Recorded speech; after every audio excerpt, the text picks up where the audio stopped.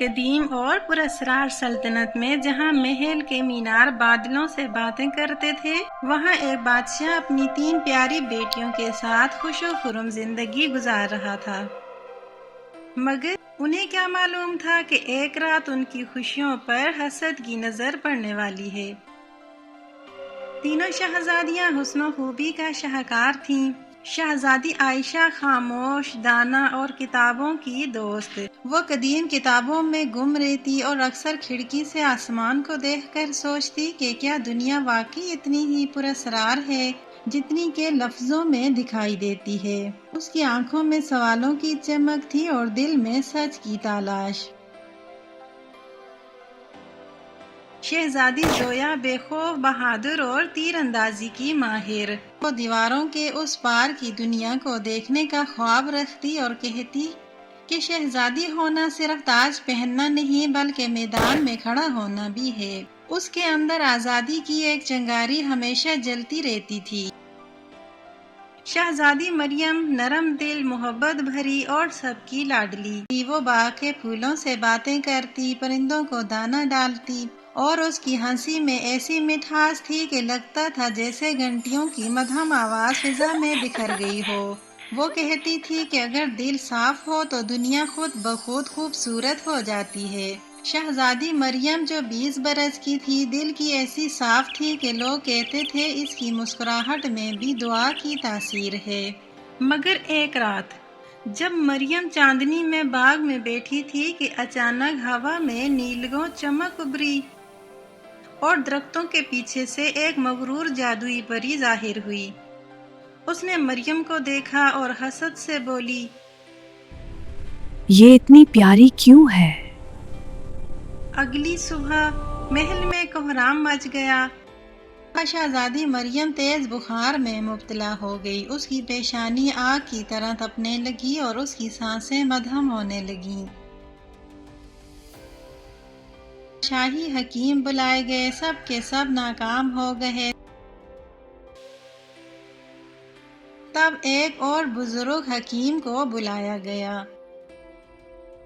اس نے شہزادی کا معائنہ کیا اور فضا میں سانس بھری اور بولا، بادشاہ سلامت، جان کی امان ہو، یہ عام بیماری نہیں، یہ نظر پری کا اثر ہے۔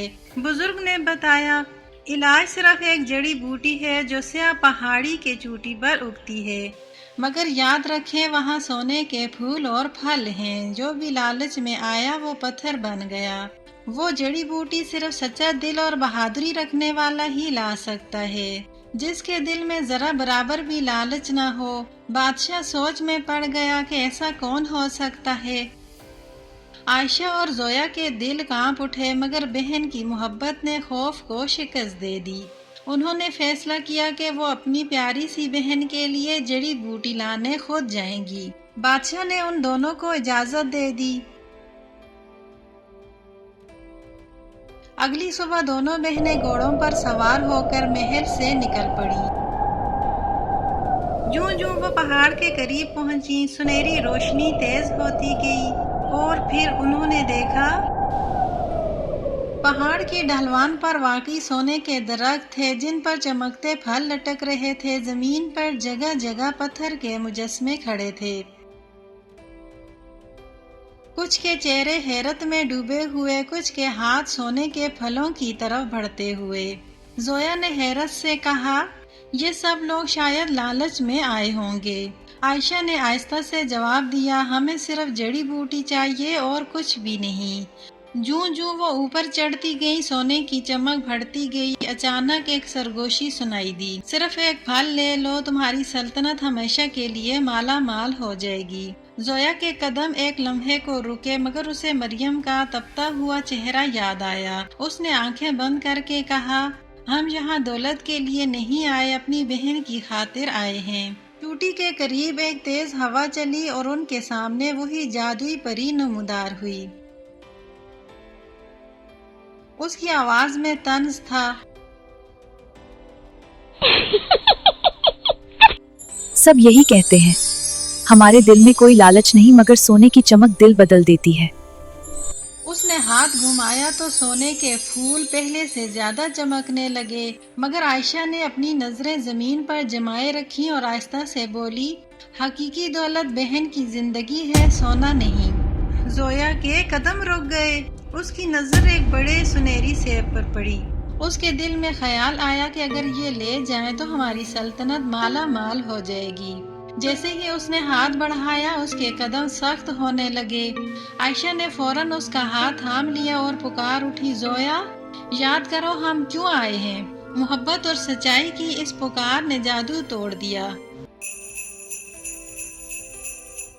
زویا نے فوراً ہاتھ پیچھے کھینچ لیا اور پتھر بنتا وجود دوبارہ سے زندہ ہو گیا۔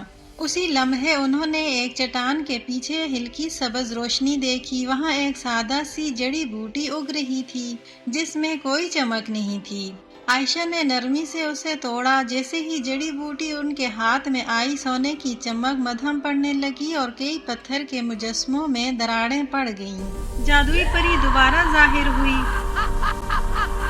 اس کی آنکھوں میں حیرت تھی۔ تم نے لالچ کو شکست دے دی، یہی اصل بہادری تم ہے۔ دونوں جیت گئی، حسد ہار گیا۔ اور وہ دھند میں غائب ہو گئی۔ دونوں شہزادیاں جڑی بوٹی لے کر واپس محل پہنچیں۔ انہوں نے جڑی بوٹی کا کہوہ بنا کر مریم کو پلایا۔ چند لمحوں بعد اس کی سانسیں ہموار ہونے لگیں۔ پیشانی کی تپش کم ہو گئی اور اس نے آہستہ سے آنکھیں کھول دیں۔ دونوں بہنیں خوشی سے رو پڑیں اور اپنی بہن کو گلے لگا لیا۔ اگلی صبح خبر آئی کہ سیاہ پہاڑی کے پتھر بنے لوگ دوبارہ انسان بن گئے ہیں اور اپنے اپنے گھروں کو لوٹ گئے ہیں، کیونکہ کسی نے سچائی سے جادو توڑا تھا۔ بادشاہ نے اپنی بیٹیوں کو گلے لگا کر کہا، آج تم نے ثابت کر دیا کہ اصل شاہی خون دولت سے نہیں، کردار سے پہچانا جاتا ہے۔ یوں سلطنت میں یہ کہانی نسلوں تک سنائی جاتی رہی کہ سونے کے پھول ہمیشہ آنکھوں کو لبھاتے ہیں، مگر جو دل محبت اور سچائی سے روشن ہو وہ کبھی پتھر نہیں بنتا۔